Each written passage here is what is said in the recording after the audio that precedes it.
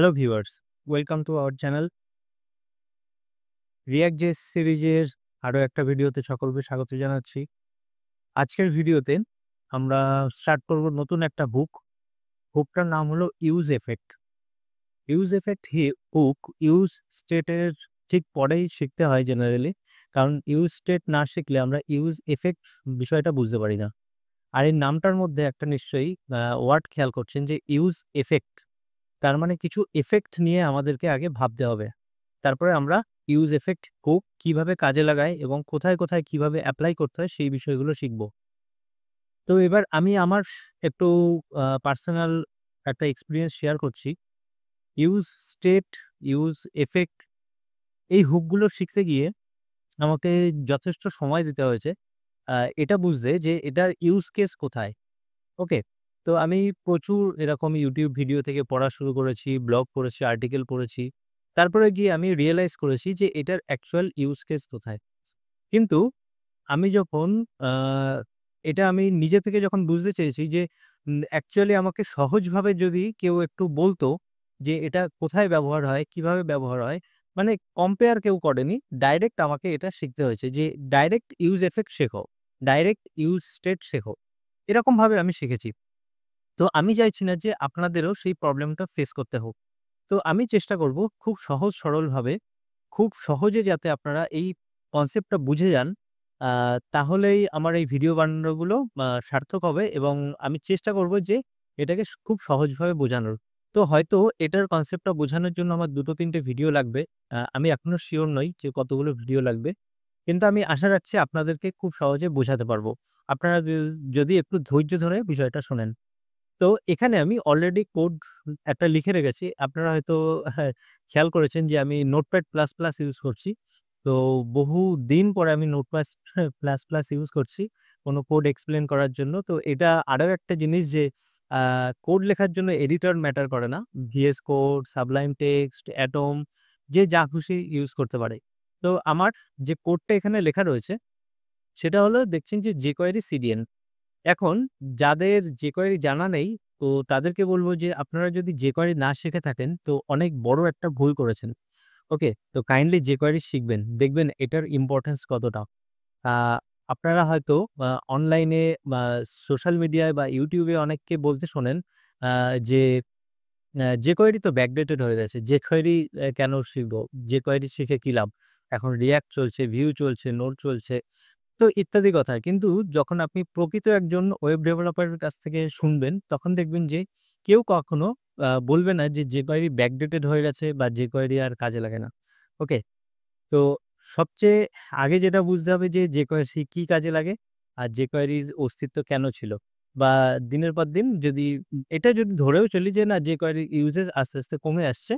তো কেন কমে আসছে সেটাও আপনারা রিয়ালাইজ করবেন যখন আপনারা রিয়েল ওয়ার্ল্ড এ প্রজেক্ট করবেন। ওকে? React এসে গেছে বলেই jQuery কিন্তু বন্ধ হয়ে যায়নি। যারা WordPress এ কাজ করেন তারা অবশ্যই জানেন। আচ্ছা, তো এখন jQuery-র মাহাত্ম্য এখানে শুনে আমাদের লাভ নেই। তো যারা অলরেডি jQuery জানেন তাদের এই ভিডিওটা বুঝতে খুবই সুবিধা হবে। আর এই ভিডিওটা যদি একটু মন দিয়ে না বোঝেন, তাহলে কিন্তু আমি আবারও বলছি ইউজ ইফেক্ট শিখতে গিয়ে কিন্তু আপনার প্রচন্ড পরিমাণে অসুবিধা হবে। আপনার কিন্তু কনফিডেন্স একদম লো হয়ে যাবে। ওকে? তো jQuery আপনার ভালো লাগুক না লাগুক, আজকে এই বিষয়টা বুঝতে হবে আপনাকে।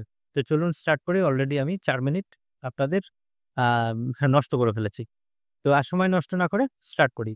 তো দেখুন ইউজ ইফেক্ট জেনারেলি আমাদের কয়েকটা কাজ, স্পেসিফিক কাজ ওয়েব অ্যাপ বা ওয়েবসাইটে আ স্পেসিফিক কিছু কাজের জন্য প্রয়োজন হয়। এখন সেই কাজগুলো কখন কিভাবে ঘটছে সেই জিনিসটা আগে বোঝা দরকার। ওকে? অ্যাকচুয়ালি ইউজ ইফেক্ট কোন, কোন প্রবলেম আমাদের সলভ করবে। তো সেই বিষয়টা আমরা এক, এক করে বুঝে নিই কিন্তু jQuery-র মাধ্যমে। পরে গিয়ে আমরা ইউজ ইফেক্ট অ্যাকচুয়াল যে ওয়েবসাইট আমরা তৈরি করছিলাম সেখানে আমরা দেখব। তো আজকে আমি ইউজ ইফেক্ট নিয়ে ডাইরেক্ট বলছি না। আমি জাস্ট বলছি যে ইউজ ইফেক্ট কোথায়, কোথায় কিভাবে আপনি কাজে লাগাবেন। তো সবার ১ম এ দেখুন আমি একটা এখানে ইনপুট ফিল্ড দিয়ে রেখেছি। তো সেটার কাজ আমি একটু পরে বলব। তো আমি সবার ১ম এ শুরু করছি যেটা দিয়ে আমার একটা jQuery CDN এখানে কিন্তু অ্যাটাচ করা আছে। এখন ১ নম্বর যে প্রবলেমটা jQuery আ ইউজ ইফেক্ট যেটা সলভ করবে সেটা jQuery তে কিভাবে সলভ হচ্ছে সেটা দেখুন। Code that runs after page load মানে কি? যখন আমাদের এই পেজটা মানে ফার্স্ট টাইম আমরা যখন ওয়েবসাইটে ঢুকি, তখন আমাদের পেজ লোড হয়। তো তারপরে আমরা চাইছি স্পেসিফিক কিছু কাজ করতে। তো সেই কাজটা কিভাবে হবে? যেমন এখানে আমি লিখে রেখেছি $document.ready ফাংশন। তো এইটার মাধ্যমে কি ঘটছে? এটার মাধ্যমে ঘটছে যে আমরা অপেক্ষা করছি যে পেজ আমাদের পুরোপুরি কখন লোড হচ্ছে। অর্থাৎ আমাদের সমস্ত যত ডিভ আছে, যত ইমেজ ট্যাগ আছে, যত সেকশন আছে, যত ট্যাগ, সমস্ত ট্যাগ যখন লোড হয়ে যাবে তারপরে আমরা কোনো একটা স্পেসিফিক কাজ করতে চাইছি। তো সেটাকেই jQuery তে এভাবে লিখছি যে document.ready ফাংশন। এই ডকুমেন্ট রেডি যখন হচ্ছে তারপরে একটা কাজ হচ্ছে। কি কাজ হচ্ছে? আমি এখানে ২ টো কাজ লিখে রেখেছি। একটা console.log পেজ লোড হচ্ছে। আ আর আমি এখানে মেসেজটা দিয়েছি এরকম যে page loaded, page is ready to go মানে পেজ লোড হয়ে গেছে কমপ্লিটলি। তারপরে আমি কি করছি যে এখানে একটা আ একটা আমি কাজ করছি যেটা হলো document dot title equals to hello world. মানে কি? আমি অপেক্ষা করে আছি যে কখন আমার পুরো পেজটা লোড হবে। আর jQuery কিন্তু একদম হোল প্রজেক্ট একবারে লোড করে। সমস্ত কম্পোনেন্ট এখানে নেই। মানে ওভারঅল ওয়েবসাইটটাকেই এখানে ধরা হয়। যে পুরো ওয়েবসাইটটা যখন লোড হয়ে যাবে, তখন আমার কিন্তু এই ডকুমেন্ট ডট টাইটেল এটা চেঞ্জ হবে। তো এখন আমি যদি এখানে এসে ইন্সপেক্ট করে দেখি কনসোলে আসি। তো এখানে আমি যেহেতু অলরেডি একবার পেজ লোড করে ফেলেছি, তো আমি আবার কেটে দিয়ে আমি এখানে গিয়ে রিফ্রেশ করছি। তাহলে দেখবেন যে page loaded, page is ready to go এবং আমাদের এখানে টাইটেলটা কিন্তু চেঞ্জ হয়ে গেছে। ঠিক আছে? এই যে হ্যালো ওয়ার্ল্ড এটা কিন্তু শো করছে। তো আমি কি করেছিলাম? Hello world. কিন্তু প্রথমত লেখা ছিল কি? ডকুমেন্ট। ডকুমেন্ট থেকে চেঞ্জ হয়েছে হ্যালো ওয়ার্ল্ডে। এখন এই কাজটা এতটাই ফাস্ট হচ্ছে যে আমরা কিন্তু খুব স্বল্প সময়ের জন্য এটাকে দেখতে পাচ্ছি যে ডকুমেন্ট তারপরেই কিন্তু চেঞ্জ হয়ে যাচ্ছে। ওকে, তো এটা হলো একটা কাজ। এটা হলো বলতে পারেন যে আ যদি আপনি টেকনিক্যাল টার্ম এ শোনেন যখন আমরা যখন ইউজ ইফেক্ট শিখবো তখন আমরা এটাকে বলব সাইড ইফেক্ট। ঠিক আছে? আ জেনারেলি কি এই যে এই কাজগুলো। ওকে? আ যেমন এই একটা কাজ আপনি বলতে পারেন যে সাইড ইফেক্ট এর মধ্যে পড়ছে। মানে কোন একটা পার্টিকুলার কাজ শেষ হচ্ছে তারপরে আমরা এটাকে আ লোড করাচ্ছি। মানে এটাকে চেঞ্জ করাচ্ছি। ওকে। আরেকটা সিম্পল একটা এক্সাম্পল দিতে পারি যে ইউজ ইফেক্ট জেনারেলি সেই সমস্ত জায়গায় লাগে। আমি একটা রিয়াল লাইফ এক্সাম্পল দিচ্ছি এইভাবে। মনে করুন একটা এক্সাম হল। ঠিক আছে? এক্সাম হবে। তো এক্সাম যখন হওয়ার প্রয়োজন তো তার আগে এক্সাম কিন্তু নেওয়া মানেই এক্সাম শুরু হয়ে যায় না, এমন না। তো আগে রুমটা এসে গোছাতে হয়। তারপর প্রত্যেকটা যে রুমের যে বেঞ্চ আছে বা চেয়ার আছে, তো সেগুলোকে সেটআপ করতে হয়। প্রত্যেকটা বেঞ্চের উপরে নাম্বার আ বসাতে হয়। রোল নাম্বারগুলো যে কে কোন পজিশনে বসবে। ঠিক আছে? এই কাজগুলো কিন্তু আগে। এই কাজগুলো যদি না ঘটে তাহলে কিন্তু আমাদের এক্সামটা শুরু হতে পারে না। তো যখন সমস্ত স্টুডেন্টরা এসে বসে গেল, তারপরে কি হলো? টিচার কি করলেন? কোয়েশ্চেন পেপারটা আনলেন। তো এই যে কোয়েশ্চেন পেপার যেটা আসছে সেটা কিন্তু সবার শেষে আসছে। তার মানে আমরা এটা বলছি যে আমাদের পুরো এক্সামটা যদি একটা ওয়েবসাইট হয়, আমরা অপেক্ষা করে আছি যে কখন সমস্ত স্টুডেন্ট চলে আসবে, তাদের নিজের জায়গায় বসবে, তারপরে কিছু একটা কাজ হবে। এই কাজটা কি? এই কাজটা হলো হয়তো রুমের এসিটা অন করতে হবে, হয়তো প্রজেক্টর অন করতে হবে, কোয়েশ্চেন পেপারগুলো আনতে হবে, সেগুলোকে এনে ডিস্ট্রিবিউট করতে হবে। তারপরে এক্সামের স্টার্ট হচ্ছে সেজন্য একটা টাইমার সেট করতে হবে যে এক্সাম এই ১১টা থেকে শুরু হলো, এই ১টা অবধি এক্সাম হবে। তো এই ঘটনাগুলো কখন ঘটছে? পুরো জিনিসটাকে আমাকে আগে সেটআপ করে নিতে হচ্ছে, তাই না? চেয়ার, টেবিল, স্টুডেন্টদের এনে যথাযথ জায়গায় বসাতে হচ্ছে, তাদেরকে আ ঠিকমতো আ প্লেস করতে হচ্ছে। তারপরেই কিন্তু বাকি কাজগুলো ঘটছে, তাই না? তো বাকি কাজগুলো আগে ঘটা সম্ভব না। তো এটাই তাই যে আমাদের পুরো ওয়েবসাইটটা রেডি হয়ে যাবে যখন, যেমন হেডার, ফুটার, ব্যানার ইত্যাদি জিনিসগুলো চলে আসার পরে আমরা কিন্তু অপেক্ষা করি যে পার্টিকুলার কিছু একটা কাজ করার। তো সেই কাজটা বিভিন্ন ধরনের হতে পারে। তো সেই কাজগুলোই আমি এখানে এক্সপ্লেইন করছি। যে পেজ লোড হচ্ছে একটা, তারপরে একটা কাজ করতে চাইছি। তো সেটাও একটা আমাদের ইউজ ইফেক্ট এর পার্ট এ পড়বে। তো আমি এখন শুধুমাত্র jQuery এর কোডটা দেখাচ্ছি। এবার কিছুক্ষণ পরে আমি দেখাবো যে এটা সেম সিনট্যাক্স এ সরি সেম কনসেপ্ট আমরা কিভাবে ইউজ ইফেক্ট এ এপ্লাই করতে পারি। ওকে? এটা গেল আপনার পেজ লোডের জন্য। ঠিক আছে? পেজ লোড হওয়ার পরে আমার ডকুমেন্টের টাইটেল চেঞ্জ হলো। তো এখানে আমি একটু নোট আপনাদের জন্য লিখে রেখেছি যে "দিস রানস ওয়ান্স" দেখেছেন? আমি যখন পেজটা রিফ্রেশ করছি এটা কি হচ্ছে? একবারই কিন্তু চলছে। এটা কি বারবার আসছে? বারবার আসছে না। একবারই দেখাচ্ছে লোড হয়েছে। "When the entire HTML document, the whole page is ready" তখনই কিন্তু এটা রান হয়। ঠিক আছে? এটা একবারই। তারপরে "So in jQuery behavior is global, it applies to the entire document" এটা jQuery পুরো পেজের জন্য একবারে লোড হয়। আর এখানে আমি আরেকটা জিনিস ছোট্ট আপনাদের বলে রাখছি। jQuery র ক্ষেত্রে যেহেতু আমরা বুটস্ট্র্যাপ বা কাস্টম HTML লিখে, কাস্টম CSS লিখে আমরা যখন ওয়েবসাইট তৈরি করি, তখন একটা পুরো পেজটাই হলো ধরতে পারেন যে একটা কম্পোনেন্ট। ঠিক আছে? একটা div এর মধ্যে আমরা পুরো জিনিসটা বানিয়ে ফেলতে পারি। কিন্তু React এর ক্ষেত্রে কি হয় যে ছোট, ছোট কম্পোনেন্ট হয় না? কম্পোনেন্ট মিনস হেডার, ব্যানার, ফুটার, পার্টিকুলার একটা গ্যালারি সেকশন, একটা ছোট বাটন হতে পারে।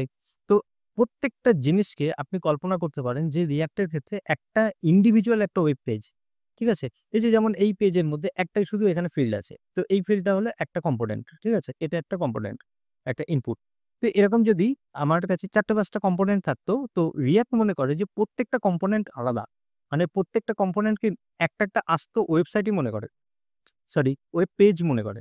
তো আপনি এইভাবে ধরুন যে প্রত্যেকটা কম্পোনেন্টের মতো নিজের, নিজের একটা দুনিয়া তৈরি করে। ওকে? ওই একটা পেজের মধ্যেই। তো একে অপরকে ডিস্টার্ব করে না কখনো। এখন কোনো একটা পার্টিকুলার ধরুন এরকম আমার ইনপুট ফিল্ড দুটো আছে। ঠিক আছে? আমি এখানে দুটো তৈরি করছি। আমি এখানে রিফ্রেশ করছি। এরকম দুটো ফিল্ড আছে। তো এই ফিল্ডের মধ্যে কি ঘটছে না ঘটছে এ খেয়াল রাখে না। আবার এর মধ্যে যদি কোনো ঘটনা ঘটে এ খেয়াল রাখে না। কারণ এরা দুজনা নিজেদের মতন একদম স্বাধীন। ঠিক আছে? একে অপরকে ডিস্টার্ব করে না, নাকও গলায় না একে অপরের প্রতি। তো এটা হলো React এর ফিলোসফি। ঠিক আছে? এটা হলো React এর ফিলোসফি। এখন আ jQuery র ক্ষেত্রে এরকম না। jQuery হলো একে অপরকে চেনে, একে অপরকে জানে কোথায় কি চেঞ্জ হলো না হলো। ঠিক আছে? যে পুরো পেজ লোড হবে তারপর কিছু করতে হবে। তো সেজন্য ওয়েটও করে। কিন্তু React এরকম করে না। React ইন্ডিভিজুয়াল প্রত্যেকটা কম্পোনেন্ট আলাদা, আলাদা। ঠিক আছে? এই ফিলোসফিটা আগে বুঝবেন তাহলে React শিখতে সুবিধা হবে। তো এটা গেল। তো আমরা কি বুঝলাম যে যখনই পেজ লোড হয় এটা ওয়ান টাইম রান হয়। আর এই আমাদের টাইটেলটা চেঞ্জ হয় এই কোডটার মাধ্যমে। ঠিক আছে? এবার আমরা আসি 2nd অপশনে। 2nd অপশনে আমি কি লিখে রেখেছি? 2nd অপশনে লিখে রেখেছি যে যদি কোন প্রকার ভ্যালু চেঞ্জ হয়। ঠিক আছে? কখন? সাপোজ আমি এখানে কিছু টাইপ করা শুরু করলাম। হ্যালো। আচ্ছা, এখানে হ্যালো লিখলে হবে না। আমি যেহেতু নোটপ্যাডে আছি আমাকে বারবার এটাকে সেভ করতে হবে। আচ্ছা, তো পেজ লোড হয়েছে। তার মানে ১ম যে কোডটা মানে ১ম যে ইফেক্টটা, ১ম যে টপিকটা সেটা আমরা পূরণ করতে পেরেছি। এবার 2nd পয়েন্ট কি? 2nd পয়েন্ট যদি কোনো একটা কিছু চেঞ্জ হয়, ঠিক আছে? এখন এক্ষেত্রে কি চেঞ্জ হচ্ছে? আমার এই ইনপুট ফিল্ডে আমি এই যে ভ্যালুটা যেটা লিখেছি, যে হ্যালো ওয়ার্ল্ড লিখছি, সেটার জন্য আমার কিন্তু এই কোডটা আবার রান হচ্ছে। হচ্ছে কিনা? তো কিসের জন্য হচ্ছে? On input. তো এটা কি করছে? ডিটেক্ট করতে পারছে যে কোথাও কোনো পরিবর্তন হচ্ছে কিনা। ওকে? তো এখানে কি পরিবর্তন ঘটছে? যে ইমেইলটা চেঞ্জ হচ্ছে। এটা একটা পরিবর্তন, এটা একটা চেঞ্জ। তো এটা অন ইনপুট। তো ইনপুট মানে কি? আমি এখানে কিছু ইনপুট দিচ্ছি। তো এটা একটা পরিবর্তন, এটা একটা চেঞ্জ। এই চেঞ্জের উপরে কিন্তু আমার এই ভ্যালুগুলো এখানে প্রত্যেকটা আ নিশ্চয়ই হয়তো খেয়াল করেছেন যে আমি প্রত্যেকটা ক্যারেক্টারের উপরে কিন্তু দেখুন এটা টাইপ হচ্ছে। এখানে প্রিন্ট হচ্ছে A, B, C, D, E, তাই না? তো এটা হলো একটা চেঞ্জ। এটা একটা পরিবর্তন। এটা একটা ঘটনা। তবে এটা একটা ইফেক্ট। তো এই যে ইফেক্টটা, এই ইফেক্টের জন্য কিন্তু আমাদের ইউজ ইফেক্ট এর প্রয়োজন হবে। বোঝা গেছে? তো এই একটা জিনিস যে কোনো কিছু পরিবর্তন হলে, কোনো একটা ভ্যারিয়েবল চেঞ্জ হলে, তো সেক্ষেত্রেও আমাদের ইউজ ইফেক্ট এর প্রয়োজন আছে। তো সেখানে আমরা ইউজ ইফেক্ট ইউজ করব। আচ্ছা, নেক্সট পয়েন্ট কি? নেক্সট পয়েন্ট হলো set up interval or timer. এটা হলো খুব ইম্পোর্টেন্ট একটা জিনিস যে যদি আমরা কোনো একটা টাইমার সেট করি। ঠিক আছে? তো আমি এখানে let i equals to 0 করেছি যে 0 থেকে একটা কাউন্টডাউন শুরু করছি। আর প্রত্যেকটা ১ সেকেন্ড অন্তর এই ফাংশনটা রান হচ্ছে এই টাইমারটা। ওকে? এই টাইমারটা রান হচ্ছে। এবার খেয়াল করে দেখুন পেজ লোড হয়েছে।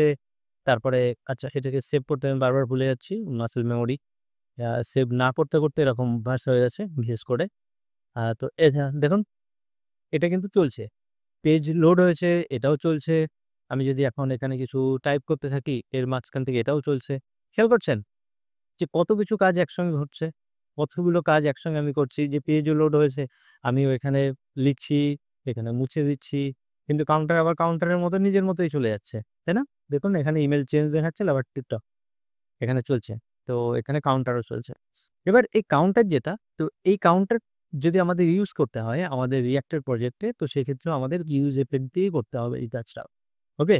তো যে ঘটনাগুলো আমি এখানে দেখাচ্ছি সে প্রত্যেকটা ঘটনায় কিন্তু আমাদের ইউজ ইফেক্ট প্রয়োজন হবে। সেইজন্য আমরা আগে React দিয়ে এই আ jQuery দিয়ে দেখে নিচ্ছি যে কোথায়, কোথায় আমাদের এই ইউজ ইফেক্ট এ ইউজ কেস আছে। এবার একটা অপশনাল আছে, সেটা হলো আমাদের এখানে আমি ইউজ করেছি যে window dot on before unload. ঠিক আছে? তো এখানে কোনো ক্ষেত্রে এই আনলোড কাজ করে না ব্রাউজারে। তো সেইজন্য বিফোর আনলোড মানে before unload in the sense যে আমাদের এই যে টাইমারটা না, এই টাইমারটাকে বন্ধ করে দিতে হয়। ওকে। টাইমারটা বন্ধ করে দিতে হয়। কখন বন্ধ করতে হয়? কারণ এখানে কন্টিনিউয়াসলি একটা টাইমার উঠছে মানে এই ভ্যারিয়েবল এর মধ্যে একটা ভ্যালু সেট হচ্ছে না? কন্টিনিউয়াসলি 76, 77 এরকম। এবার আ আমাদের এই আনলোড ইভেন্ট অনলি ট্রিগারস হোয়েন কখন আনলোড ইভেন্টটা ট্রিগার হয়? দেখুন, যখন আমরা চাইছি যে আমাদের ব্রাউজারটা আমি রিফ্রেশ করব। এই যে এইভাবে আমি রিফ্রেশ করে দিলাম, এখানে রিফ্রেশ করে দিলাম। তো এটা হলো একটা আনলোড ইভেন্ট। আমি যদি এখন এই ট্যাবটা বন্ধ করে দিই, তো সেটা একটা আনলোড ইভেন্ট। অথবা এখানে মেনু আছে, আমি হোম পেজ থেকে অ্যাবাউট পেজে ক্লিক করে অ্যাবাউট পেজে চলে গেলাম বা কনট্যাক্ট এ ক্লিক করে কনট্যাক্ট এ চলে গেলাম। তো সেটা হলো ইউআরএল চেঞ্জ হলো। তো একটা পেজ থেকে আরেকটা পেজে যখন আমি চলে যাচ্ছি, তো তখন সেটা হলো একটা আনলোড ইভেন্ট। এখন এই ধরনের যখন আনলোড ইভেন্ট হয়, তো সেক্ষেত্রে আমাদের এই টাইমারটাকে এখানে ক্লিয়ার ইন্টারভ্যাল করতে হয়। ঠিক আছে? এই টাইমারের যে ভ্যালুটা, সেই ভ্যালুটাকে এই টাইমারটাকে বেসিক্যালি বন্ধ করে দিতে হয়, স্টপ করে দিতে হয়। মানে হলো বলতে পারেন যে এক্সাম শেষ হয়ে গেছে। এখন অ্যালার্ম বেজে চলেছে। তো অ্যালার্ম কি বাজতেই থাকবে? সেটাকে স্টপ করতে হবে, তাই না? যে আমি ঘুম থেকে ওঠার জন্য অ্যালার্ম দিয়ে রেখেছিলাম। আমি উঠে পড়েছি। তখনও কি অ্যালার্ম বাজতে থাকবে? নিশ্চয়ই না। অফ করে দিতে হয় সেটাকে। তো এটা হলো তাই। তো এখানে আমি লিখে রেখেছি অপশনাল। কিন্তু React এ যখন আমরা ইউজ করব, তখন আমরা কিন্তু এই ক্লিয়ার ইন্টারভাল এই জিনিসটা ইউজ করব। যে কোনো একটা যদি টাইমার চালু করি আমরা, সেটাকে আমরা ক্লিয়ার করব। শুধুমাত্র টাইমার না, আরো বেশ কিছু জিনিস আছে যেখানে আমাদেরকে ক্লিয়ার করা বা করতে হয় পুরো জিনিসটা। কারণ আমরা ডেটাটাকে স্টোর করে সেখানে রাখতে চাইছি না। যে আমার কোনো একটা আনমাউন্ট হয়ে গেছে। সাপোজ একটা আ ভ্যারিয়েবল এর মধ্যে আমার এমন একটা ভ্যালু ছিল যে যেটার মাধ্যমে আমরা কোনো কিছু একটা ইউআই কে মানে ইউআই মানে কোনো একটা কম্পোনেন্ট কে আমরা ভ্যানিশ করে দিয়েছি। পেজের মধ্যে এই মুহূর্তে নেই। তো সিম্পল মনে করুন যে একটা আমাদের একটা পপআপ টাইপের কিছু এসে বা একটা এড পপআপ হয়েছে। তো সেটাকে আমি কেটে দিলাম। তার মানে ওটা আনমাউন্ট হয়ে গেল। ঠিক আছে? আনমাউন্ট মানে হলো ডিসঅ্যাপিয়ার হয়ে যাওয়া। আর মাউন্ট এই শব্দটা শুনবেন আপনারা। মাউন্ট মানে হলো অ্যাপিয়ার হওয়া মানে আবির্ভাব হওয়া পেজের মধ্যে। আর আনমাউন্ট মানে হলো পেজের থেকে বেরিয়ে যাওয়া, সরে যাওয়া। তো যেটার নেই, ঠিক আছে? যে কম্পোনেন্টটা নেই তো সেটা রিলেটেড আমরা যে ডেটাটা আছে, যে ভ্যারিয়েবলটা আছে সেটাকে আমরা মুছে দিই। ঠিক আছে? তো সেটা হলো এই বলা হয় যে ক্লিন আপ ফাংশন। একটা ক্লিন আপ ফাংশন দরকার হয় ইউজ ইফেক্ট এর। তো চিন্তা নেই, ইউজ ইফেক্ট যখন পাবো তখন বুঝতে পারবেন যে আমি কিসের কথা বলছি। তো জাস্ট মনে রাখুন যে টাইমারের ক্ষেত্রেও কিন্তু আমাদের ইউজ ইফেক্ট এর প্রয়োজন হয়। তো এই একটা কনসেপ্ট গেল। এটাকে আমি কমেন্ট আউট করে দিই, না হলে বারবার এটা প্রিন্ট হতে থাকে। এটা একটু ইরিটেটিং। তো এটাকে আমি ক্লোজ করে দিলাম।